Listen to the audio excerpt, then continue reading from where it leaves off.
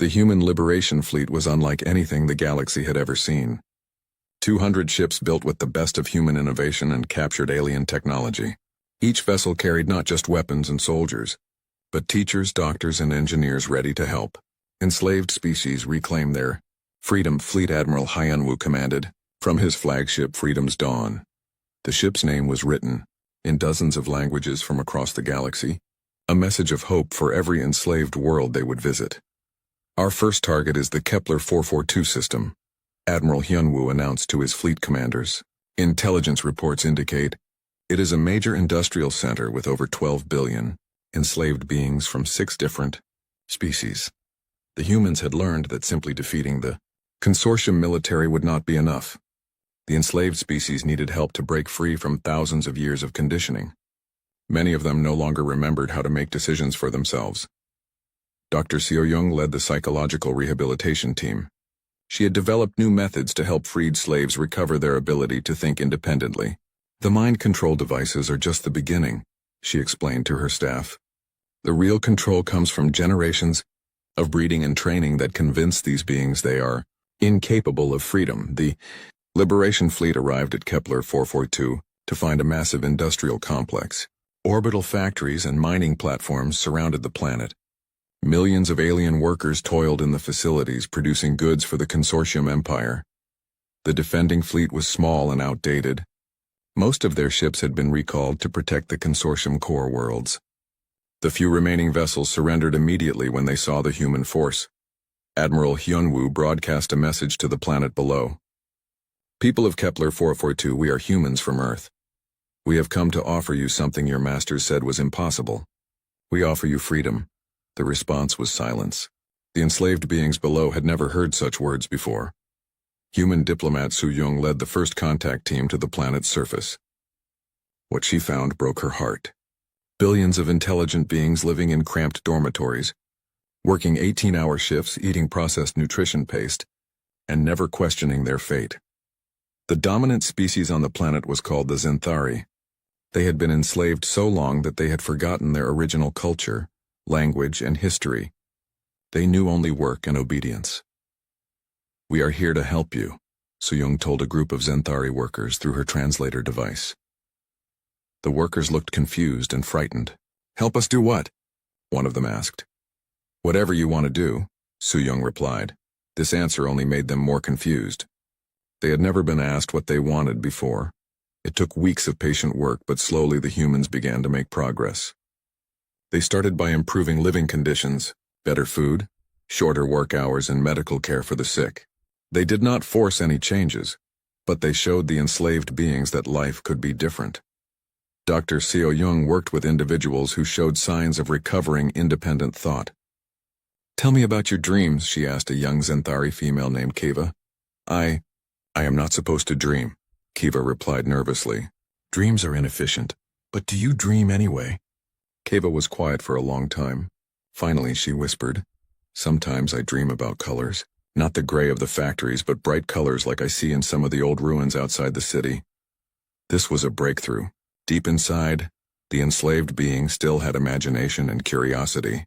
The human job was to help these feelings grow stronger. Commander Ji-hoon led the military teams that destroyed the mind control networks on each world they liberated. The alien control systems were sophisticated, but they had a weakness. They were designed to control predictable, obedient minds. When faced with human chaos and creativity, the systems often malfunctioned. The control network on this world affects over 8 billion beings, Ji-hoon reported to Admiral Hyunwoo. But if we can disable the main transmission stations, the effects will fade within days. The operation was more complex than simply destroying the stations. The humans had to replace the control signals with educational broadcasts. Instead of commands to obey, the freed slaves received lessons about their own history, culture, and rights. On the industrial world of Ross 128b, the humans discovered an enslaved species that had once been spacefaring engineers. The Vorthak had built great cities and explored distant stars before the consortium conquered them 3,000 years ago. Look at this, Engineer Jisoo said as she examined ancient Vorthak ruins. Their original technology was actually more advanced than current consortium systems. They were forced to forget their own innovations. The liberation of Ross 128b became a model for future operations. The humans did not just free the slaves. They helped them rediscover their own cultural heritage and technological capabilities. Within months, the Vorthak were building their own ships and joining the Liberation fleet. Their engineering skills combined with human tactics created vessels that surpassed both human and consortium designs. The alliance grew with each liberated world. The Zenthari proved to be excellent manufacturers and began producing weapons and supplies for the liberation forces. The Kalari, freed from agricultural slave worlds, provided food and medicine. The Threnodi, former mining slaves, offered rare materials and metallurgy expertise. Agent Eugen intercepted increasingly desperate communications from the consortium homeworlds. Sir, they are trying to recall all their scattered forces, but many ship crews are refusing orders. Some entire fleets are defecting to join us.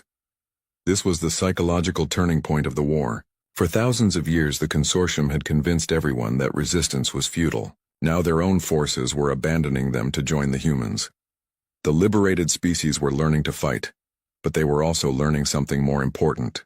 They were learning to cooperate as equals rather than as masters and slaves. On the former slave world of Proxima Centauri b, representatives from 27 different species met to form the Galactic Liberation Council. For the first time in millennia, free beings were making decisions about their own future. Human diplomat Su Yung addressed the assembly. We did not come to rule you. We came to help you rule yourselves. The decisions about your worlds and your lives should be made by you, not by us or anyone else. This concept was revolutionary. Even species that remembered freedom from before their enslavement had never imagined a galaxy where different peoples cooperated as equals. The military situation continued to improve for the liberation forces. Admiral Hyunwoo's fleet had grown to over 800 ships crewed by dozens of different species. Each crew brought their own unique skills and perspectives to the fight. Dr. Taehyun's research teams made another important discovery. The consortium's 12 ruling species were not actually superior to their slaves. Genetic analysis showed that they had been ordinary beings who simply conquered others earlier in galactic history. They maintained their power through technology and psychological control, Dr. Taehyun reported. But without their slave empire, they have no special advantages. This information was broadcast throughout the galaxy. The myth of consortium superiority was finally broken. Enslaved beings everywhere learned that their masters were not gods or superior races, just bullies who had held power for too long. The end came faster than anyone expected. As world after world joined the liberation, the consortium's industrial base collapsed. Their ships ran out of fuel and ammunition. Their soldiers had no food or supplies. Fleet Admiral Hyunwoo received a message from the consortium Supreme Council. They wanted to negotiate surrender terms. Tell them we will accept nothing less than the complete abolition of slavery throughout the galaxy. Admiral Hyunwoo replied. Any species that wants to govern itself will be allowed to do so. Any species that wants to join the Galactic Liberation Council as equals will be welcomed. The war was ending, but the real work was just beginning. Rebuilding a galaxy after thousands of years of slavery would take generations. But for the first time in ages, every being in the galaxy had hope that such a future was possible. The humans had proven that freedom was not just a dream. It was a choice that any species could make if they had the courage to fight for it.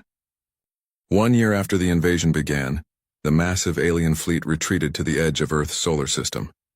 They had not conquered a single human city. Instead, they were running out of supplies and losing ships every day. General Sung-ho stood in the command center of humanity's newest space station. Built in just 8 months using a mixture of human and captured alien technology, it was more advanced than anything the consortium had ever created. Operation Reversal is ready to begin, he announced to his staff. Today we capture their command ship. The plan was bold beyond imagination. Instead of slowly pushing the aliens back, the humans would strike directly at the heart of the enemy fleet. They would capture the consortium leadership alive. Dr. Taehyun had spent months studying captured alien biology. His research had revealed the terrible truth about the consortium species. General, these beings are physically weak, he reported. Centuries of depending on slaves has caused severe genetic decline. They can barely function without artificial support systems. This explained many things. The alien soldiers moved slowly and tired easily. Their reaction times were poor. They seemed to need constant guidance from their commanders to perform even simple tasks. It gets worse, Dr. Taehyun continued. Their homeworlds are completely dependent on slave labor. They import all food, manufactured goods, and raw materials from conquered systems. Without their empire, they cannot survive. Agent Yujin had infiltrated an alien communication network and discovered classified information about the consortium worlds. Sir, their planets have no farms, no factories, and no mines. Everything is done by slaves on other worlds. If the slave supply stops, their civilization will collapse within months. General Sung-ho studied the tactical displays.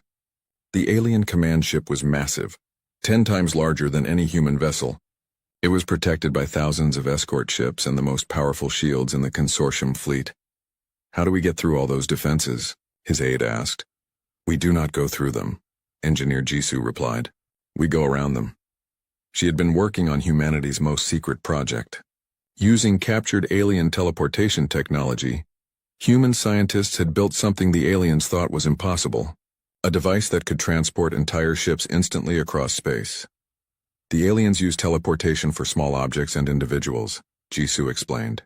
They think it is impossible to teleport something as large as a spacecraft. They are wrong. The plan was simple in concept but incredibly dangerous. Human ships would teleport directly inside the alien defensive formation. They would capture the command ship before the escorts could react. Captain Dong-hyun would lead the assault team.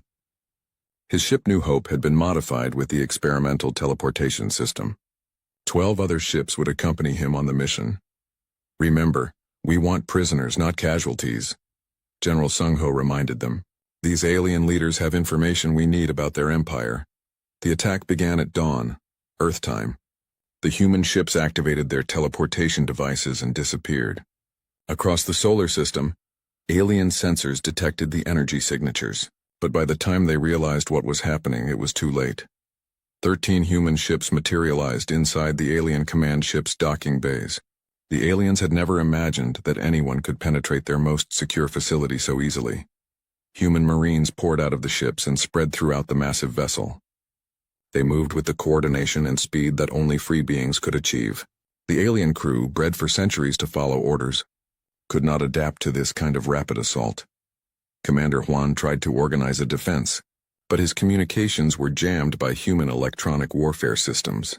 His security forces were trapped in their barracks by human hackers who had taken control of the ship's door systems. Agent Jae-won led the team that captured the ship's computer core. Within minutes, human technicians were downloading the entire database of consortium military secrets. Star charts, fleet positions, slave world locations, and government codes all fell into human hands. Sir, we have accessed their command network, Jae-won reported to Captain Dong-hyun. I can see every consortium ship in the galaxy. The information was staggering. The alien empire was much larger than humans had realized, but it was also much weaker. Most consortium ships were old cargo vessels used to transport slaves and supplies. Their actual military force was small and spread thinly across thousands of star systems. The capture of the alien leadership was almost anticlimactic. Commander Hwan and the other high-ranking officers surrendered without a fight when human Marines reached the bridge. They seemed more confused than frightened. Why are you doing this? Hwan asked Captain Dong-hyun. We came to offer you a place in our empire. You could have been supervisors over other slave species. We do not want to rule other species, Dong-hyun replied. We want to free them. The alien commander stared at him in genuine bewilderment. Free them? But what would they do with freedom? This response showed how completely the consortium had forgotten what freedom meant. They could not imagine why anyone would want independence instead of security as a slave. The captured alien leaders were brought to Earth and displayed to the world's media. For the first time, humans could see their enemies clearly. The beings who had terrorized the galaxy for millennia looked weak and frightened without their technology and slave armies, President Min Seok addressed the United Nations and the captured aliens simultaneously. You came to our world expecting to find another species you could enslave. Instead, you found people who remember what freedom means. Now you will learn that lesson as well. But the humans were not cruel to their prisoners. Unlike the aliens who used torture and mind control, the humans treated their captives with basic dignity. They provided medical care, adequate food, and clean living conditions. Dr. Minji interviewed the captured aliens to understand their psychology. What she found was both sad and disturbing. These beings have lived as masters for so long that they cannot conceive of any other way of life. They genuinely believe that slavery is natural and freedom is dangerous. The effect on the rest of the alien fleet was immediate and dramatic. Without their commandship and leadership, the consortium forces began to withdraw from Earth's solar system, but they had nowhere to go. Human forces now controlled the strategic initiative. Engineer Jaewon's team had cracked all the consortium communication codes. Every alien message was intercepted and decoded by human intelligence. The aliens could not coordinate their forces or plan new attacks without the humans knowing about it in advance. More importantly, the humans began broadcasting to enslaved species throughout the galaxy. Using captured consortium communication networks, they sent messages to every slave world in the Empire. People of the galaxy, the message began. We are humans from the planet Earth. The consortium told you that resistance is impossible. They lied. We have defeated their greatest fleet and captured their leaders. Freedom is possible. We can teach you how to fight. The response was immediate. On dozens of worlds, enslaved species began to whisper about the humans who had defeated the mighty consortium. For the first time in thousands of years, slaves began to dream of rebellion. Agent Eugen monitored the alien communication networks and reported increasing panic among consortium officials. Sir, they are recalling ships from all over the galaxy. They know their empire is starting to collapse. General Sung-ho studied the strategic situation. The aliens were consolidating their forces, but this actually made them weaker. When their ships were spread across many systems, it was hard to attack them all. Now that they were gathering together, they presented a single target. Prepare the Liberation Fleet, he ordered. It is time to take this war to their home systems. The humans had learned something important during their year of fighting. They were not just defending Earth anymore. They were leading a galactic revolution. Every victory made them stronger and their enemies weaker. The alien empire had ruled through fear and superior technology. But the humans had proven that technology could be copied and improved. And fear worked both ways. Now it was the aliens who were afraid. The war was entering its final phase. Soon the former masters of the galaxy would learn what their slaves had endured for thousands of years. But unlike the aliens, the humans would offer redemption along with defeat. 3 months had passed since the invasion began. The aliens still controlled most of Earth's orbit, but they had not captured a single major city. Every landing attempt ended in disaster. Dr. Yunji studied the psychological reports from captured alien soldiers. What she found amazed her. Admiral, these beings have no concept of independent thinking, she told Admiral Kyung. They have been slaves for so long that they cannot make decisions without orders from above. This explained why the aliens struggled when their communications were jammed. Without constant direction from their commanders, the individual soldiers became helpless. Captain Dongyun was preparing for humanity's first counterattack beyond Earth's atmosphere. His ship, the New Hope, was built using captured alien technology combined with human innovations. It looked strange, like a human jet had been crossed with an alien vessel. "Are you sure this will work?" his engineer asked as they prepared for launch. "The math is solid," Engineer Jisoo replied over the radio from her laboratory. "We have successfully copied their faster-than-light drive, but we have made improvements to the design." The human scientists had been busy. They did not just copy alien technology, they made it better. The alien ships were built to last for centuries without maintenance. This made them strong, but slow to change. Human ships were built to be modified and upgraded quickly. Captain Donghyun's mission was simple but dangerous. Intelligence reports showed 3 alien supply bases in the outer solar system. If these bases could be destroyed, the main alien fleet would run out of fuel and ammunition. "All ships prepare for jump," Donghyun commanded his small fleet of 12 vessels. The human ships disappeared in flashes of light. Seconds later, they appeared near the first alien supply base. The base defenders were not ready for an attack. They had never been attacked before. The human ships struck fast and hard. Instead of trying to destroy the base, they captured it. Human Marines boarded the station and took control of the alien workers inside. "Do not resist, and you will not be harmed," Lieutenant Wanho announced to the alien prisoners.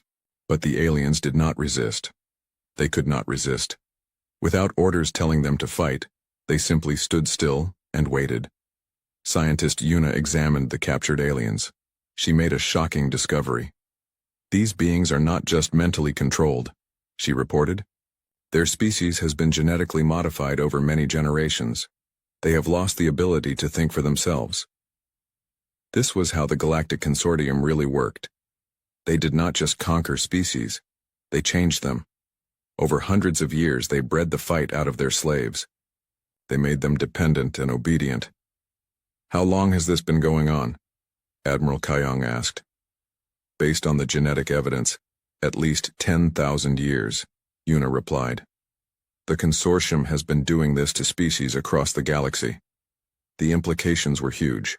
The entire alien empire was built on enslaved species who could no longer remember how to be free. Only the 12 original consortium species still ruled, and they had forgotten how to fight real battles. Captain Donghyun's raids continued. His ships hit supply bases, communication stations, and fuel depots throughout the outer solar system. Each attack taught the humans more about their enemy. The captured alien soldiers provided valuable intelligence, not because they were forced to talk, but because they did not understand that they should not talk. They answered every question honestly and completely. Where is your main command center? Human interrogator Jae-hwan asked an alien prisoner. The Supreme Command Ship is located at coordinates 127.4 by 89.7 relative to your star, the alien replied immediately. How many ships does your fleet have? Our current force consists of 47,832 combat vessels and 12,486 support ships. The alien gave detailed information about weapons, shields, troop numbers, and battle plans. He seemed to think the humans were new consortium officials who had a right to know these things. Back on Earth, the human resistance was growing stronger. The aliens had managed to land troops in several locations, but they could not hold any territory. Human fighters used guerrilla tactics that the aliens had never encountered. Commander Hwan studied reports from the ground battles. His troops were trained to fight other organized armies or to control slave populations. They did not know how to fight enemies who hid among civilians and struck without warning. Sir, we have lost another supply convoy, his aide reported. Human fighters destroyed it with improvised explosives. How is this possible? Our intelligence said humans only fight conventional battles. Sir, I believe the humans are adapting their warfare methods as they learn about us. This was exactly what was happening. Military psychologist Dr. Yoonji called it tactical evolution. The humans were changing their fighting methods every few days. Just when the aliens thought they understood human tactics, the humans would try something completely new. The breakthrough came when Captain Donghyun captured the alien regional commander during a raid on a communication station. Unlike the regular soldiers, this alien had more independence and could provide strategic information. Your empire controls how many star systems? Dr. Minji asked during the interrogation. The consortium directly administers 4,247 systems and maintains tributary relationships with an additional 1,833 systems, the commander replied. And all of these systems provide slaves for your empire? Of course, that is the natural order. Strong species rule, weak species serve. But Dr. Minji heard something else in the alien's voice. Fear. This being was terrified of something. What happens if the slave species rebel? The alien's eyes widened. That is impossible. The conditioning prevents independent action. The genetic modifications ensure compliance. Rebellion cannot occur. But what if it did occur? The alien was silent for a long time. Finally, he spoke. The consortium worlds cannot function without slave labor. We have not performed manual work for thousands of years. If the slaves stopped working. He did not finish the sentence. Dr. Minji understood. The consortium was not just dependent on slaves for luxury. They needed slaves to survive. Their own. People no longer knew how to grow food, build machines, or maintain their cities. This information changed everything. Humanity was not just fighting for Earth. They were fighting for every enslaved species in the galaxy. Admiral Kyung called together his top officers. We are going to change our strategy. Instead of just defending Earth, we are going to liberate the galaxy. Some officers thought this was impossible. How could one species defeat an empire that had ruled for thousands of years? But Engineer Jisoo had been analyzing captured alien technology. Sir, their empire is actually very weak. They rely completely on enslaved species for everything. If we can free just a few key systems, their whole empire will start to collapse. Captain Donghyun was already planning the next phase of operations. We need to contact other enslaved species. If we can teach them to fight back, we will have allies throughout the galaxy. The plan was risky. Human ships would have to travel deep into alien territory and contact species that had been slaves for generations. Many of these species might not even remember what freedom meant. But the humans had learned something important about themselves during the past 3 months. They did not just fight to win battles, they fought to free others. It was not enough to save Earth, they had to save everyone. As the human ships prepared for their most dangerous mission yet, Commander Hwan received new orders from the Consortium High Command. More ships were coming to Earth. The most powerful fleet in Consortium history was being assembled. But Hwan was beginning to worry. The humans had already proven they could adapt to any situation. What if they could adapt to this new threat as, well, he did not know that the humans were counting on it. They wanted the aliens to bring their entire fleet to Earth. It would be easier to defeat the enemy if all their ships were in one place. The real war was about to begin. The alien fleet filled the sky above Earth like storm clouds. 50,000 ships blocked out the stars. On the largest vessel, Commander Hwan gave his final orders. Begin the attack. Target major population centers first. We want survivors, not ashes. Beams of energy struck down from the alien ships. They hit military bases and government buildings around the world. But the humans had prepared. Most important facilities had been moved underground or hidden in remote locations. Admiral Kyung commanded Earth's defense fleet from a bunker deep beneath the Pacific Ocean. His voice was calm as he spoke to his captains around the world. All ships, this is Admiral Kyung. Execute Plan Delta. Remember, we are not trying to win. We are trying to learn. The human ships moved out to meet the aliens. They were much smaller and slower than the enemy vessels, but they had one advantage. The aliens expected them to fight like every other species they had conquered. Captain Daeho piloted his destroyer toward the nearest alien ship. His crew had trained for weeks with the new equipment Engineer Jisoo had built. It was not much, but it might work.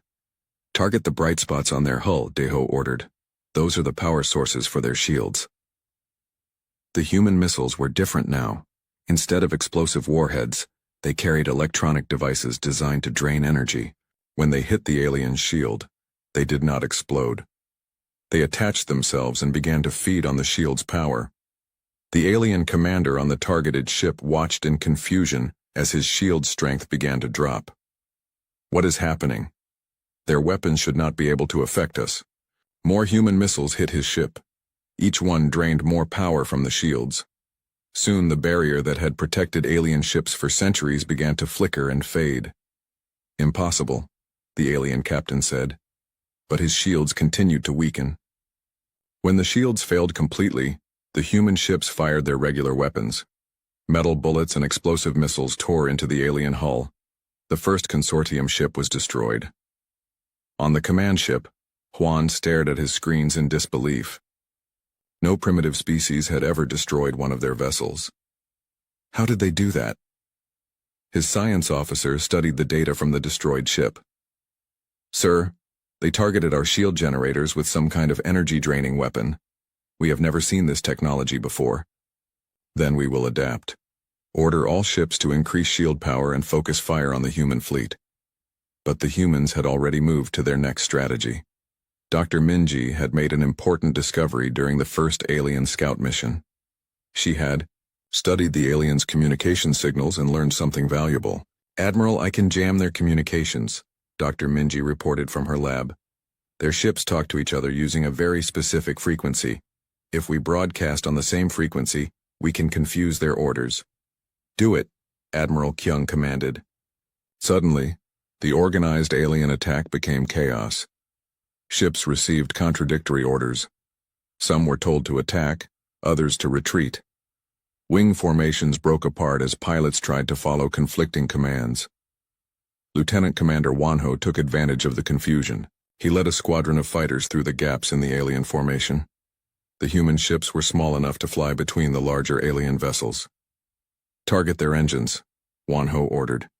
"We cannot destroy them all, but we can stop them from moving." The human fighters swarmed around the alien ships like angry bees. They fired at engine ports and weapon systems. The aliens had powerful shields, but they were designed to stop large attacks from the front. They were not built to handle small, fast fighters attacking from all directions. Engineer Jisoo watched the battle from her command center. She was already working on the next problem. "We need to capture one of their ships intact," she told her team. "I want to see how their technology really works." The opportunity came when a damaged alien ship crashed into Earth's ocean. Human divers reached the wreck before the aliens could destroy it. Inside, they found technology beyond their imagination.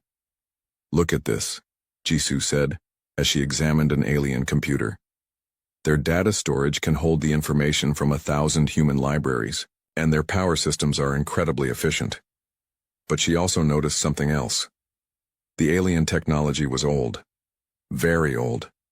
The designs had not changed in centuries. "They have not improved their systems in a long time," she realized. "They have been using the same weapons and shields for generations." Dr. Minji made another discovery when she examined the alien crew members who survived the crash. "Their brain patterns are different from ours," she told the research team. "They think in very organized, predictable ways. That is why our chaos tactics confuse them so much." She tried to understand how the aliens controlled other species. They used devices that sent signals directly into the brain. These devices forced slaves to obey orders without question. "Let me test this on myself," Dr. Minji said. "Absolutely not," her assistant protested.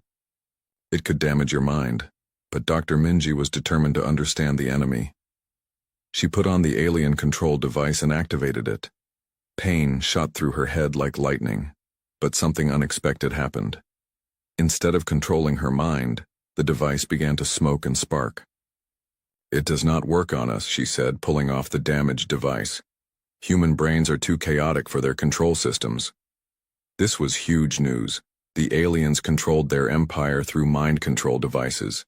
If these devices did not work on humans, then humans could not be made into slaves like other species.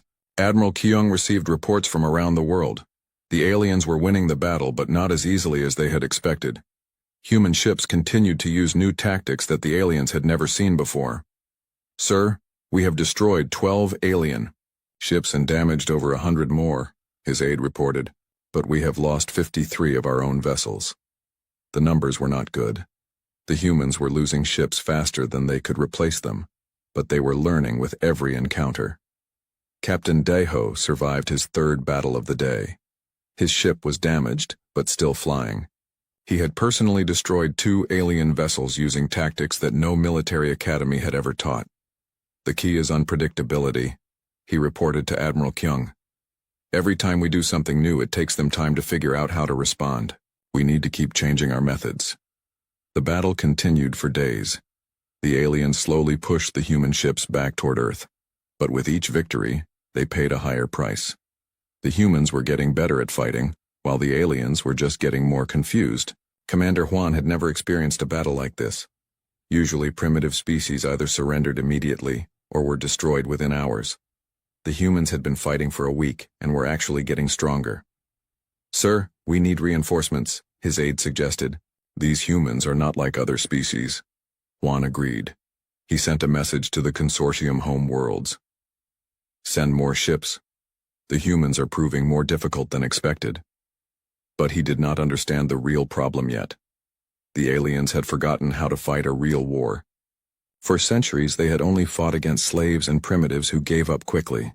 They had never faced an enemy that refused to surrender and learned from every defeat. The humans were about to teach them what real warfare looked like. The massive alien ship moved through space like a metal mountain. Inside the command center, Commander Huan studied the blue planet on his screen. Earth looked peaceful from this distance. Too peaceful. Sir, we have completed our scan of the third planet, his officer reported. The humans have primitive technology. Their weapons are basic. They fight each other constantly. Juan nodded. This would be easy. The Galactic Consortium had done this many times before. Find a weak planet, take the people, make them slaves. It had worked for thousands of years across hundreds of worlds. How many humans live there? Juan asked.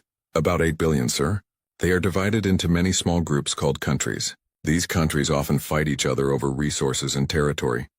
Perfect, Juan thought. A divided species was always easier to conquer.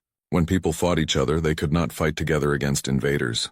Send scouts to gather more information. I want to know about their military strength. 3 small ships left the main fleet and headed toward Earth. They moved carefully, trying not to be seen. But the humans had satellites watching space. Captain Daiho was on duty at the Earth Defense Command when the alarm started ringing. Sir, we have unknown objects approaching Earth, the radar operator said. They are not following any known flight patterns. Daiho looked at the screen. 3 objects moved toward Earth in a way that no human ship could fly. They changed direction too quickly and moved too smoothly. Sound the alert. Contact all military bases. We may have visitors. Within minutes, fighter jets launched from bases around the world. The alien scouts had expected this. Most primitive species had some kind of air defense. But they were not worried. Their ships had shields that could stop any primitive weapon. The first human jets reached the alien scouts over the Pacific Ocean. Pilot Wan Ho was leading the squadron. He had never seen anything like the ships in front of him. They were smooth and silver with no visible engines or weapons. Unknown aircraft, you are in restricted airspace. Identify yourself or we will open fire, Wan Ho said over the radio. The aliens did not respond. They continued flying toward the coastline. Wan Ho fired a warning shot. His missile hit the alien ship but bounced off harmlessly. The alien craft did not even slow down. Base, this is Eagle 1. Our weapons have no effect on the targets. Back on the alien command ship, Juan watched the encounter. As expected, their weapons cannot harm our shields. Continue the mission. But something unexpected happened. The human pilots did not retreat. Instead, they began flying in complex patterns around the alien ships. They took pictures and videos from every angle. They measured the ship's speed and movements. They tested different weapons to see what might work. Intelligence Officer Nari was watching from Earth's military command center. She saw something the aliens did not expect. The humans were learning. Sir, look at this, Nari told her commander. The pilots are gathering data on the alien technology. They are already trying to figure out how it works. This was unusual. Most species either ran away when they met superior technology, or they attacked blindly until they were destroyed. The humans were doing something different. They were studying their enemy. The alien scouts completed their mission and returned to the main fleet. Commander Juan reviewed their reports. The humans had 8 billion people, hundreds of different governments, and technology that was at least 200 years behind consortium standards. They should be easy to defeat, Juan told his officers. We will follow the standard plan. Destroy their major cities from orbit, land troops at key locations, round up the survivors for processing. But his science officer had noticed something strange in the data. Sir, the humans showed unusual behavior during the encounter. Instead of fleeing, they studied our ships. Their response time was also very fast. Within minutes, they had aircraft in the sky. Juan dismissed this concern. All species struggle when they first meet us. It means nothing. On Earth, the governments of the world were meeting in emergency session. President Min Seok of South Korea spoke for many leaders when he said, "We must work together. This threat is bigger than any of our individual nations." For the first time in centuries, the major powers of Earth agreed on something. They would share technology and resources. They would fight as one species, not as separate countries. Engineer Jisoo was part of the team studying the video footage from the encounter. She noticed something important. The alien ships have some kind of energy barrier around them. But look here, she pointed at the screen. When our missile hit, there was a small flash of light. The barrier uses energy to work. If we can drain that energy, maybe we can break through. Dr. Minji was working on a different problem. We need to understand why they are here. If they wanted to destroy us, they could have done it already. They want something from us, she was right. The Galactic Consortium did not destroy planets. They harvested them. They took the people and put them to work in mines, factories, and farms across the galaxy. Slaves were valuable. Dead planets were not. As the days passed, more alien ships arrived in Earth's solar system. Soon there were thousands of them, waiting just beyond the orbit of Mars. The message was clear: surrender or be destroyed. But the humans did not surrender. Instead, they worked faster than they had ever worked before. Factories that had made cars started making weapons. Scientists who had competed with each other began sharing their research. The species that had been divided by borders and languages united against a common enemy. Commander Juan received reports about the human activity. "Sir, they are mobilizing their entire planet. Every nation is contributing resources to their military effort." This surprised Juan. Most species had leaders who would try to make deals with the consortium. They would offer to help enslave their own people in exchange for power or safety. The humans seemed to be doing the opposite. "It does not matter," Juan decided. "We have conquered species far more advanced than these humans. Begin the invasion." As the alien fleet moved toward Earth, Captain Dejo prepared his small force of human ships. They had only 200 vessels against 50,000 alien ships. The odds were impossible. But the humans had learned something important in the past few weeks. They had learned that they were not alone in the universe. And they had learned that some things were worth fighting for, even when victory seemed impossible. The battle for Earth was about to begin. The desperate delegation arrived at Earth 6 months after the Battle of Kepler, traveling in ships flying flags of truce and surrender. Ambassador Zenth of the Altarian Republic led the group, his crystalline body showing stress fractures that had not been there during their last meeting. Behind him came representatives from a dozen species, each looking more desperate than the last. The proud hegemony delegate kept his golden scales polished, but his hands shook. The Silicon Confederacy representative's mechanical voice box crackled with static from poor maintenance. They were the survivors of a galaxy in collapse. Earth looked different than they remembered. The blue world that had once welcomed visitors from across the stars was now surrounded by orbital defense platforms that hummed with barely contained energy. Ships that approached without proper authorization found themselves escorted by vessels that seemed to appear from nowhere. The delegation's transport was met at the edge of the Sol system by Admiral Chen Wei himself, aboard the UES Defiance. The same ship that had once patrolled trade routes to ensure peaceful commerce now bristled with weapons that could destroy small moons. "Delegation from the Galactic Council." Chen's voice came over their communication system. "You are granted safe passage to Earth. Any deviation from your assigned course will be considered hostile action." Ambassador Zenth activated his response channel. "Admiral Chen, this is Zenth. We've known each other for 20 years. Surely we can speak as old friends." There was a long pause before Chen replied. "Ambassador, I no longer have friends outside human space. I have allies, enemies, and neutrals. Your current status depends entirely on what you say in the next few hours." The delegation was escorted through Sol system in silence. They passed Mars, where orbital shipyards worked around the clock building vessels of war. They flew by the asteroid belt, where mining operations had been converted to weapons manufacturing. They saw Jupiter's moons bristling with defensive installations that dwarfed anything in Council records. Earth itself was almost unrecognizable. The peaceful blue world was now protected by energy shields that bent light around them, like atmospheric mirages. Cities that had once sprawled across continents were now organized into defensive zones with clear fields of fire between them.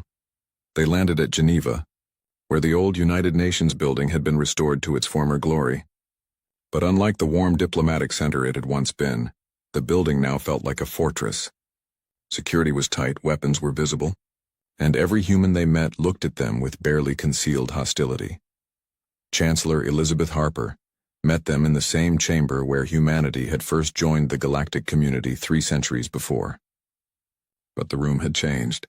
Where once there had been flags and symbols representing friendship with dozens of species, now there were memorial walls listing the names of humans who had died serving galactic peace. At the center of the room sat a single chair, empty, representing the Karani species that no longer existed. "Honored delegates," Harper began, her voice formal and cold. "You have requested this meeting to discuss humanity's return to the Galactic Council. Before we begin, I want you to understand exactly what your council has accomplished in our absence." Holographic displays activated around the room, showing the state of galactic civilization. The Hegemony Confederacy War had consumed 16 star systems. Pirate fleets controlled most outer rim trade routes.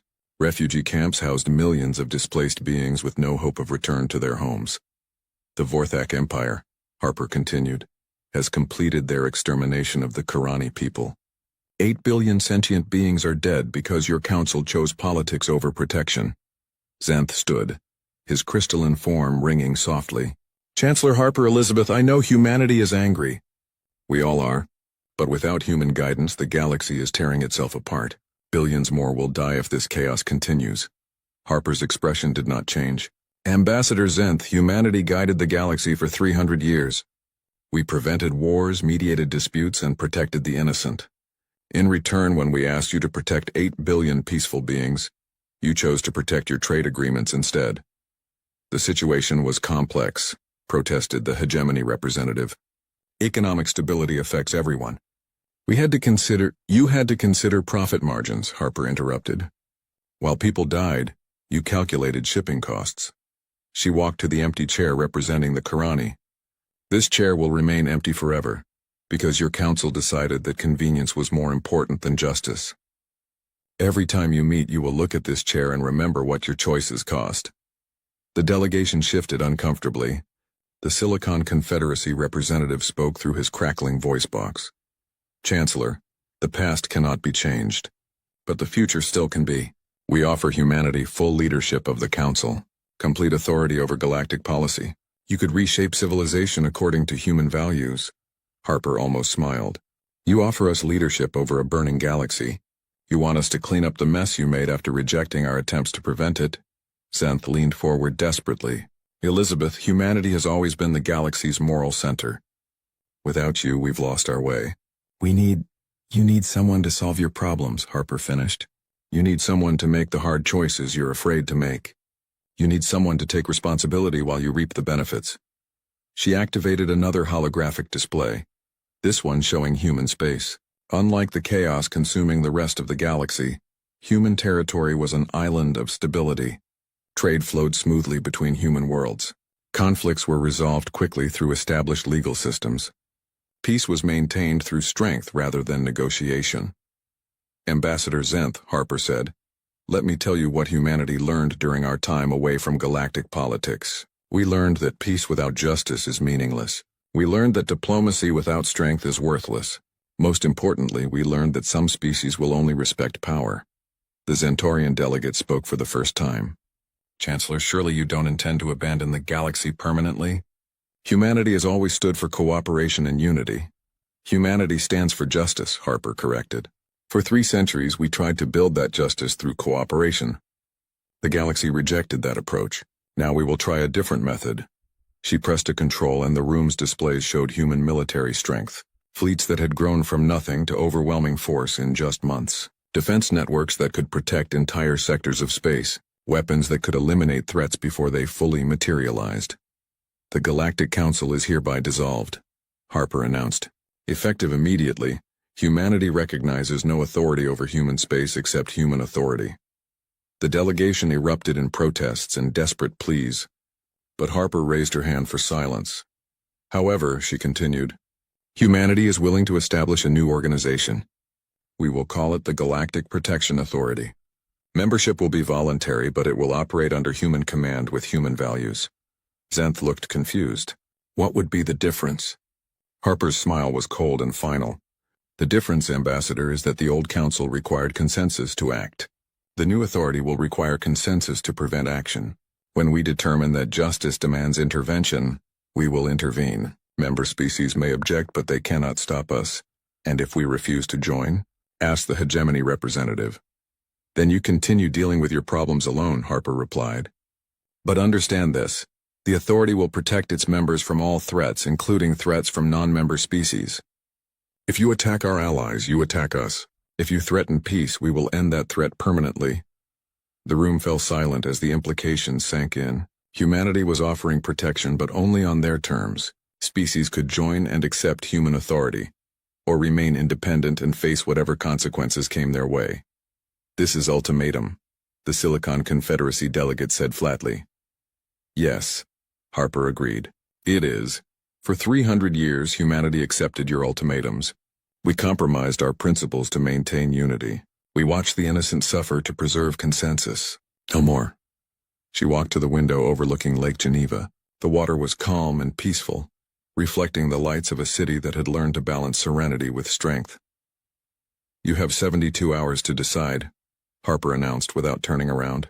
Join the Protection Authority under human leadership, or continue navigating the galaxy's chaos alone. Choose wisely because this offer will not be repeated. Ambassador Zenth stood, his crystalline body resonating with stress. Elizabeth, what happened to the humans who believed in mercy and forgiveness? Harper finally turned back to face them, and for a moment her expression softened with something that might have been sadness. They died with the Qurani, she said quietly. What you see now is what you created when you chose politics over principle. We are still human, but we are no longer naive. The delegation filed out in silence, carrying humanity's ultimatum back to their broken governments. Some would accept the new terms. Others would try to maintain independence until their next crisis overwhelmed them. But all of them understood that the galaxy had fundamentally changed. The gentle species that had once begged for permission to help was now demanding obedience to receive protection. The emergency signal traveled through the dark space between stars. It carried the voice of Ambassador Cathara, her crystalline body shaking as she spoke into the communication device. Behind her, the sounds of destruction echoed through the halls of the Zilani Capitol building. The windows showed the red glow of fires burning across their beautiful city. This is Ambassador Cathara of the Zilani Republic, broadcasting on all emergency frequencies. Our world is under attack by the Vorthak swarm. We request immediate assistance from any member of the Galactic Council. Our defenses have failed. Our military is destroyed. We have perhaps 10 days before our entire civilization is extinct. The message repeated every hour for 3 days before the first responses came. The Alteran Federation offered to send evacuation ships that could carry maybe 1 million Zilani to safety. The Silicon Collective promised advanced shield technology that might protect their remaining cities for a few more weeks. The Aquatic Alliance sent their sympathy and offered temporary homes on their water worlds for any survivors. Each offer was kind, but none offered what the Zilani truly needed. They needed someone who could fight the Vorthak and win. They needed warriors who could face the most feared predators in the galaxy and drive them back. But no species in the Council had ever successfully fought the Vorthak swarm. Every world that tried was now a dead rock floating in space. The Vorthak were living nightmares. They had evolved on a world where everything tried to kill everything else. Their bodies were covered in natural armor harder than most metals. Their blood was acid that could eat through starship hulls. They felt no fear, showed no mercy, and never retreated. When they found a world with life, they consumed every living thing on it and then used the planet's resources to build more ships and breed more warriors. For 500 years, the Vorthak had been spreading across the galaxy like a disease. Dozens of civilizations had fallen to them. The lucky ones died quickly in the first attack. The unlucky ones were kept alive to be slowly consumed over months or years. The Galactic Council had learned to simply evacuate any world the Vorthak targeted. Fighting them was considered suicide. The Zilani knew this history. They had helped evacuate other species when the Vorthak came for them. But now it was their turn, and they discovered that knowing you were doomed did not make it easier to accept. So they kept broadcasting their plea, hoping against hope that someone, somewhere, might have the power to help them fight. On the 4th day, their message reached the edge of a small star system with a single yellow star. The beings living there had only recently joined the Galactic Council. Most species considered them primitive newcomers who had barely learned to travel between stars. They lived on a dangerous world full of predators, natural disasters, and deadly weather.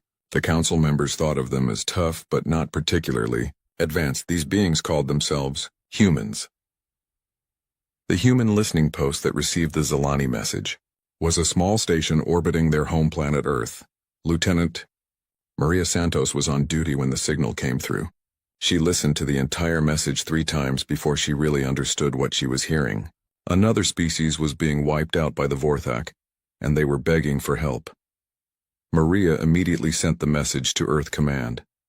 Within an hour, it was on the desk of Admiral Sarah Chen, the commander of Earth's military forces. Admiral Chen was a small woman with gray hair and tired eyes.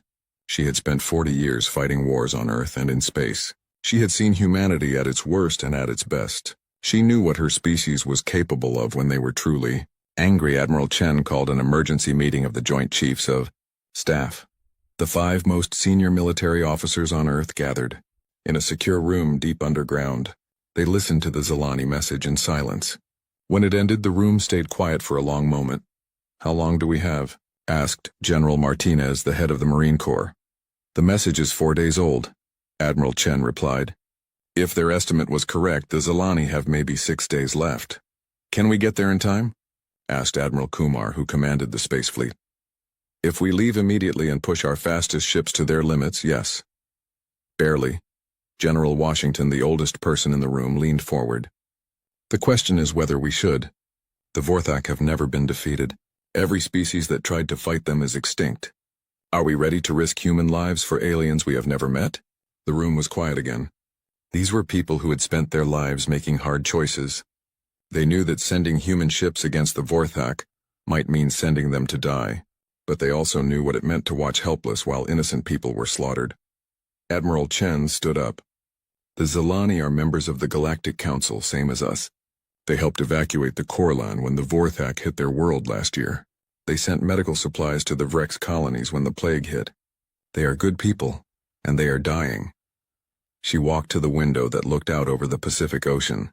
"But more than that, the Vorthak are eventually going to come for us. Maybe not this year or next year, but someday. Every world they take makes them stronger. Every species they wipe out means fewer allies for us when our turn comes." General Martinez nodded slowly. "Better to fight them there than here." "Exactly," Admiral Chen said. "And there is something else. The Galactic Council thinks of us as primitive newcomers. They think our world made us tough, but they do not really understand what that means. Maybe it is time to show them."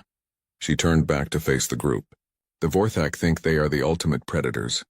They have never met anything that could match their violence. But they have never met humans. They have never met a species that turned warfare into an art form. They have never met creatures that spent 100,000 years fighting their way to the top of a food chain that was actively trying to kill them." Admiral Kumar smiled grimly. "So we are not sending a rescue mission?" "No," Admiral Chen said. "We are sending an extermination fleet. The Vorthak want to be apex predators? Fine. Let us show them what real predators look like." The meeting ended with orders being sent across the solar system. Every available warship was to report to the staging area near Mars. Every marine unit was to prepare for immediate deployment. Every weapons factory was to begin producing ammunition around the clock. The humans did not send a response to the Zilani message. There was no point in making promises they might not be able to keep. Instead, they prepared for war with the methodical efficiency that had carried them through countless conflicts on their deadly homeworld. The galaxy was about to learn why Earth was classified as a death world. More importantly, they were about to learn what happened when you threatened the friends of Deathworlders. The Vorthak had made a terrible mistake. They had gotten the attention of humanity, and humanity, when truly angry, did not send help. They sent wrath. The staging area near Mars had never seen so many ships in one place. Warships that had been patrolling the outer system came racing back toward the inner planets.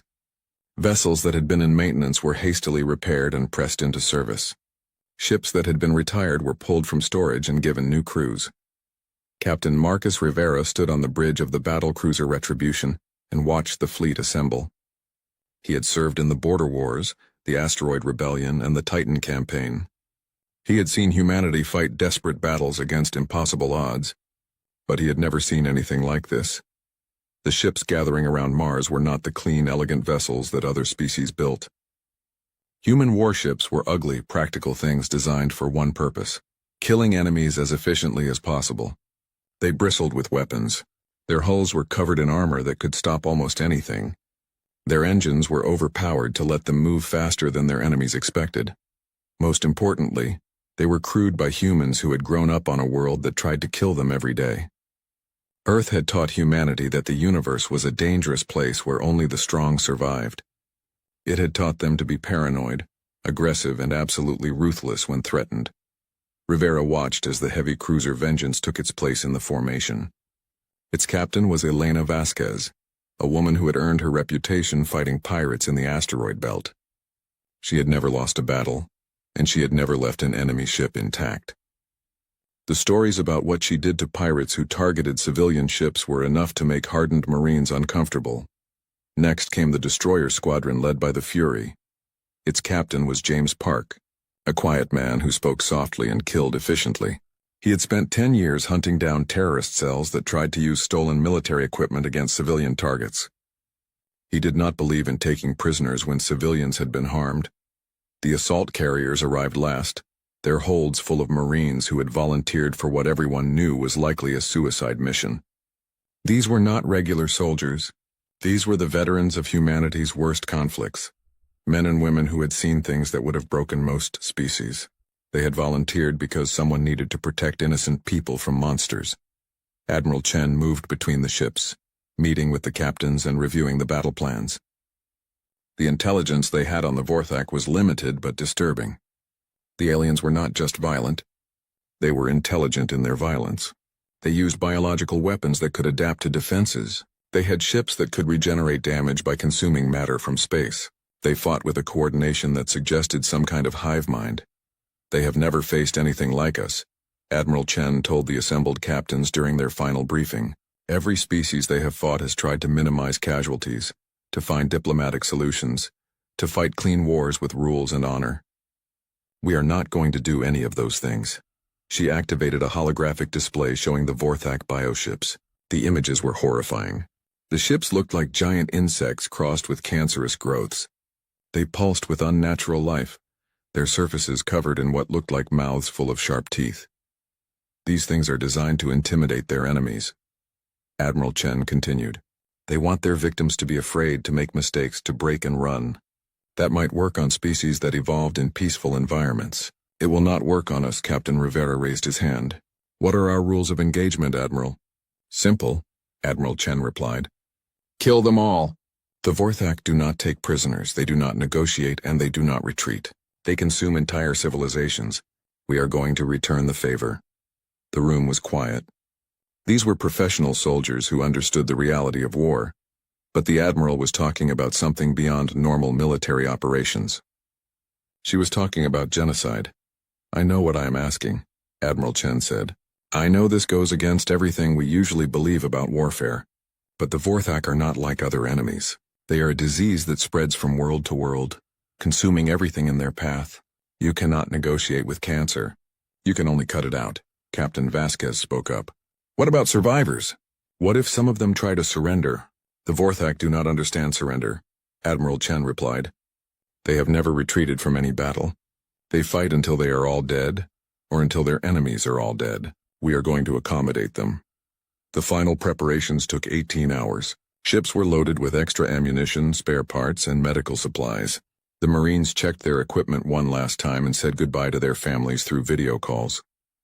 The fleet engineers made sure every weapon system was working perfectly. Most importantly, the humans prepared themselves mentally for what they were about to do. They were not just going to fight the Vorthak. They were going to destroy them completely. Every ship, every warrior, every trace of their presence in the Zalani system would be eliminated. This was not unusual for humanity. On Earth, they had driven dozens of species to extinction when those species threatened human survival. They had fought wars where the only acceptable outcome was the complete destruction of their enemies. They understood that sometimes, the only way to protect innocent life was to become more dangerous than the threats that menaced it. The fleet departed from Mars with no fanfare. There were no speeches, no ceremonies, no media coverage. The ships simply engaged their faster-than-light drives and disappeared into the void. They left behind a solar system that was quietly preparing for the possibility that they might never return. The journey to the Zalani system would take 6 days at maximum speed. During that time, the crews prepared for battle. Marines practiced boarding actions. Gunners ran drills on their weapon systems. Engineers made sure the ships could keep fighting even after taking heavy damage. Captain Rivera spent the journey studying everything they knew about Vorthak tactics. The aliens preferred to swarm their enemies with vast numbers of smaller ships. They used biological weapons that could turn a planet's own atmosphere against its inhabitants. They were relentless, never stopping to rest or regroup. But they had weaknesses too. They were overconfident, used to facing enemies who fought defensively. They relied on fear and intimidation as much as their actual weapons. Most importantly, they had never faced an enemy that was willing to be more ruthless than they were. On the sixth day, the human fleet dropped out of faster-than-light travel at the edge of the Zilani system. The first thing they saw was the devastation. 3 of the system's 5 planets were dark, their surfaces burned clean of life. The 4th planet was still fighting, but barely. Its orbital defenses were gone and the Vorthak bioships were beginning their final assault. The 5th planet was Zilani Prime, the homeworld. It was still alive, but thousands of Vorthak ships surrounded it like a swarm of hungry insects. The planet's shields were failing, and its cities were burning. Captain Rivera opened a communication channel to the rest of the fleet. All ships, this is Retribution. Target acquired. Commencing extermination protocol. The human fleet moved into attack formation. They had traveled across the galaxy to answer a cry for help. But they had not come as rescuers. They had come as executioners. The Vorthak were about to learn what happened when Deathworlders went to war. The Vorthak had been expecting another easy victory. For 500 years they had swept across the galaxy like a plague, and no species had ever truly hurt them. When their advanced scouts detected the approaching human fleet, the Swarm Lord commanding the assault on Zilani Prime felt something. That might have been amusement if the Vorthak were capable of such emotions. Another species had come to die uselessly, the Swarm Lord commanded. Over 3,000 bioships of various sizes. The smallest were the size of human destroyers but moved like living creatures, their surfaces rippling with muscle and bone. The largest were kilometer-long monstrosities that could crack a planet's crust with their main weapons. All of them were hungry for battle. The human fleet numbered only 200 ships. By Vorthak standards, it was a pathetically small force. The aliens had faced larger rescue fleets before, and consumed them all. This would be no different. The Swarm Lord ordered 1,000 ships to intercept the humans while the rest continued bombarding the Zilani homeworld. The bioships moved with organic grace, their living hulls pulsing as they accelerated toward the enemy. They communicated through bioelectric signals that created a web of shared consciousness across the entire swarm. Captain Rivera watched the Vorthak ships approach on his tactical display. They moved in a pattern unlike anything he had seen before, flowing like a school of predatory fish. Their formations seemed chaotic but were actually highly coordinated. They were beautiful in a horrifying way. All ships weapons free, Admiral Chen broadcast across the fleet. Remember, we are not here to win a battle. We are here to commit genocide. Make every shot count. The first exchange of fire came when the opposing fleets were still 1,000,000 kilometers apart.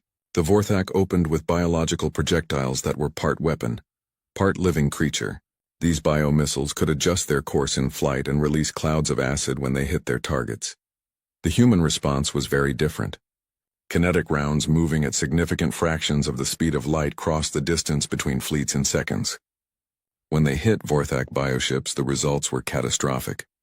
The aliens had never faced weapons that hit with that much raw kinetic energy. The first Vorthak ship to die simply disintegrated. One moment it was a living warship 100 meters long. The next it was an expanding cloud of organic matter. The biomissiles it had been preparing to fire died with it. Their living guidance system shut down instantly. But the Vorthak had numbers, and they pressed their attack. Their ships began firing streams of acid that could eat through most known materials. They launched swarms of smaller creatures that were part missile, part predator. These bioweapons were designed to attach themselves to enemy ships and then burrow through the hulls to attack the crew inside.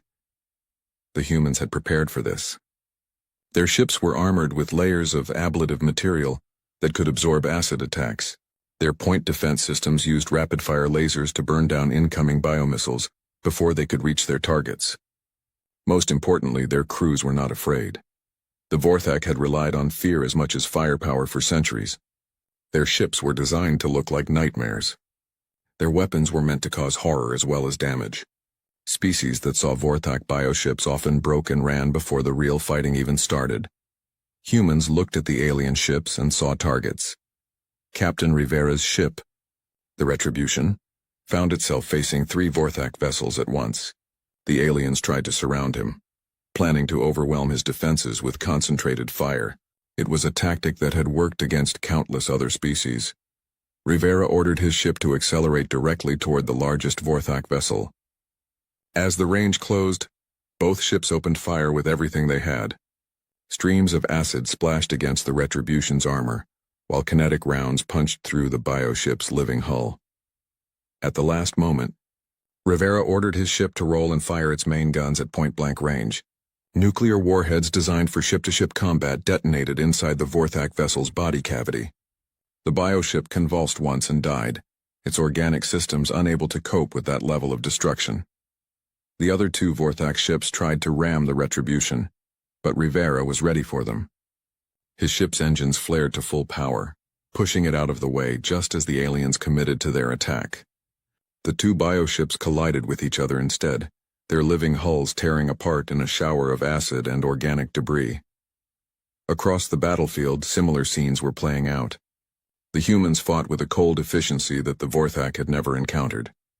They did not retreat when outnumbered. They did not hesitate when faced with horrifying biological weapons. They simply killed everything that came within range of their guns. But the real shock came when the first human boarding action began. The assault carrier Normandy had managed to disable a large Vorthak bioship without destroying it completely. Captain Sarah Kim ordered her Marines to board the enemy vessel and secure it for study. The Vorthak had never had their ships boarded. Other species found the idea too horrifying to contemplate.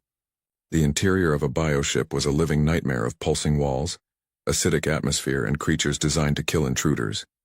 Most aliens would have gone insane just from entering such a place.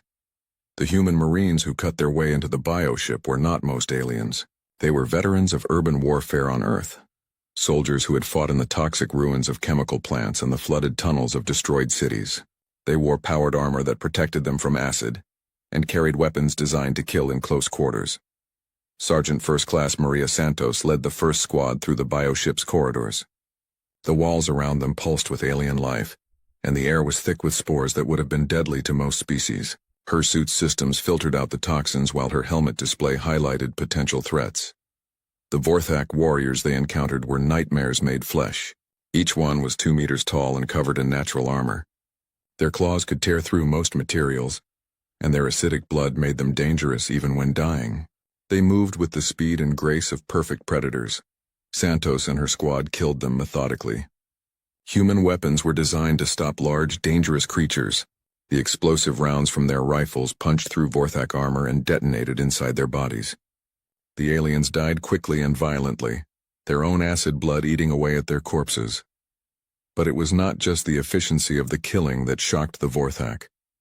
It was the fact that the humans seemed to enjoy it. These Marines had grown up on a world where everything was trying to kill them. Fighting monsters was not terrifying for them. It was familiar. Santos found the bioship's central nervous system, a pulsing mass of organic tissue that served as both brain and heart. She placed a thermite charge on it and activated the timer. The bioship would die slowly and in agony, its nervous system literally burning out. "Ship secured," she reported over the radio, continuing to secondary objectives. The secondary objectives were simple: kill every living thing on the ship and gather intelligence about Vorthak biology. The Marines moved through the vessel like exterminators, leaving nothing alive in their wake. The Swarm Lord commanding the Vorthak forces felt something it had never experienced before: doubt. The humans were not fighting like prey animals. They were fighting like apex predators, and they were winning. Bioships that had terrorized the galaxy for centuries were being destroyed faster than they could be replaced. For the first time in Vorthak history, the Swarm Lord considered retreat. But retreat was not in their nature. They were perfect predators, evolved for conquest and consumption. They would fight until every last one of them was dead. The humans were happy to accommodate them. Captain Rivera watched as another Vorthak bioship exploded under concentrated human fire. Around him, his crew worked with the calm efficiency of professionals doing a job they were very good at. They were not fighting a desperate battle for survival. They were conducting an extermination. "Admiral Chen to all ships," came the broadcast. "Phase 1 complete. Vorthak Advance Fleet eliminated. Proceeding to Phase 2. Remember, we are not here to save the Zelani, though we will do that. We are here to teach the galaxy what happens when you threaten our friends." The human fleet regrouped and accelerated toward Zelani Prime. Behind them, the wreckage of 1,000 Vorthak bioships drifted in space. It was the first time in 5 centuries that the swarm had been completely defeated in battle. It would not be the last. 6 months after the last Vorthak died on their homeworld, the galaxy was still trying to understand what had happened. The species that had terrorized civilized space for 5 centuries was simply gone. Not defeated, not scattered, not driven back to their home territory. Extinct Ambassador Cathara stood before the assembled Galactic Council, her crystalline body reflecting the lights of the Great Chamber. She had requested this special session to formally thank humanity for their intervention. But as she looked out at the representatives of dozens of species, she could see the mixture of gratitude and fear in their expressions. The Zilani Republic owes its existence to humanity, she began. When our world faced extinction, when every other species could offer only sympathy and evacuation, the humans came with warships and warriors. They did not hesitate. They did not calculate the cost. They simply came to help. The human representative, Ambassador Maria Santos, sat quietly in the section reserved for newer council members. She was the sister of the Marine Sergeant, who had led the first boarding action against a Vorthak bioship. Like many humans in diplomatic positions, she was a veteran of their military forces. But the humans did more than save our world, Cathara continued. They eliminated a threat that had hung over every peaceful civilization for centuries. The Vorthak swarm is gone forever.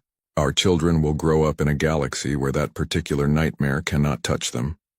There was polite applause from the assembly, but it was subdued. The council members were grateful for the Vorthak's destruction, but they were also unsettled by the thoroughness of it. Humanity had not just won a war, they had committed genocide with industrial efficiency. The Alteran representative, Senator Veltar, rose to speak. His species had been among the first to offer evacuation ships when the Zilani called for help. While we are grateful for humanity's intervention, we must also address the unprecedented nature of their actions. The complete extinction of a species, even one as violent as the Vorthak, raises serious questions about the use of force in galactic affairs. Ambassador Santos stood to respond. She was a small woman with graying hair, but something in her posture suggested that she would be dangerous if threatened. The other delegates had learned to pay attention when humans spoke. Senator Veltar raises an important point, she said, her voice calm and professional. The extinction of any species is a serious matter. But let me ask the Council a question. How many billions of innocent beings died over the 5 centuries that the Vorthak were allowed to exist? How many civilizations were wiped out while we debated diplomatic solutions to a problem that had no diplomatic solution? She activated a holographic display showing the locations of former Vorthak attacks. Red dots covered a significant portion of the galaxy, each one representing a dead world and an extinct species. The Corlan, the Breviks, the Silicate Confederation, the aquatic hegemony's outer colonies. 47 different species completely destroyed by the Vorthak over the past 5 centuries. Billions upon billions of lives lost because no one was willing to do what was necessary to stop them. The chamber was silent. Every delegate knew the history she was reciting, but seeing it displayed so starkly was uncomfortable. Humanity did not choose to become the galaxy's exterminators. Ambassador Santos continued. We simply responded to a call for help with the tools and methods we understood. The Vorthak could not be reasoned with. They could not be contained. They could not be reformed. They could only be stopped. The ethereal collective's representative spoke next. Their species existed as energy beings and viewed physical violence with particular distaste. But surely there were alternatives to complete extermination. Could the Vorthak not have been imprisoned on their homeworld? Could their aggressive tendencies not have been modified through biological or psychological intervention? Ambassador Santos smiled, but there was no warmth in it. With respect, honored collective, your species has never faced an existential threat. You exist as pure energy and cannot be consumed or destroyed by biological predators. The Vorthak represented a direct threat to every species with physical bodies. They had to be eliminated completely to ensure they could never threaten anyone again. She paused and looked around the chamber. Humanity learned long ago that some threats cannot be contained or reformed. They can only be destroyed. This is not a lesson we wanted to teach the galaxy, but it is one that needed to be learned. The debate continued for hours. Some species praised humanity's decisive action, Others worried about the precedent it set. A few quietly suggested that humanity itself might now represent a threat to galactic peace. Ambassador Santos listened to all of it with the patience of someone who had expected these concerns. When the formal session ended, she found herself surrounded by delegates who wanted to speak privately. The representative from the Silicon Collective, a species of crystalline beings who communicated through harmonic vibrations, was the first to approach. Ambassador Santos, my people are concerned about the efficiency of human warfare. We have reviewed the tactical reports from the Vorthak campaign. Your forces destroyed an entire species in less than a year. This suggests capabilities that far exceed what we previously understood about human military technology. Is that a question or a statement? Santos asked. It is a concern. If humanity can eliminate the Vorthak so completely, what prevents them from doing the same to any other species that becomes inconvenient? Santos nodded as if she had expected this question. What prevented us from eliminating the Vorthak for the 500 years before they threatened the Zelani? We had the capability. We knew they existed. We could have launched a preemptive strike at any time. The Silicon representative's harmonic tones shifted to a frequency that indicated confusion. Why did you not? Because they had not attacked our friends, Santos replied simply. Humanity does not seek out wars. We do not conquer other species for resources or territory. We do not eliminate civilizations because they are different from us. But when innocent people call for help, we respond. And when we respond, we do so with everything we have. Word of this conversation spread quickly through the diplomatic community. Within days, every major power in the galaxy was reassessing their relationship with humanity. Trade agreements were fast-tracked. Military cooperation treaties were signed. Cultural exchange programs were expanded. The humans, for their part, seemed largely unaware of the effect they were having. Admiral Chen had returned to Earth and retired quietly to a small farm in what used to be called Montana. Captain Rivera was promoted to admiral and given command of humanity's growing interstellar fleet. The Marines who had hunted Vorthak through burning bioships went back to their regular duties protecting human colonies. But the galaxy remembered. When pirates began raiding shipping lanes near human space, they found their bases mysteriously destroyed and their crews missing. When a militant faction among the Thraxian Empire began making threats against peaceful neighbors, they received a simple message from Earth: reconsider. They did. The most significant change was in how other species viewed conflict resolution. The old model of endless negotiation and diplomatic solutions gave way to a new reality. Some problems required final solutions. When the corrupted AI plague threatened to spread from the outer rim worlds, it was human cyber warfare specialists who contained and eliminated it. When bioweapons research in the Tau sector threatened nearby colonies, it was human inspection teams who shut down the labs permanently. The Galactic Council established new protocols for dealing with existential threats. Any species or organization that posed a risk to civilian populations could be designated for human intervention. It was a polite way of saying that Earth's military would handle problems that diplomacy could not solve.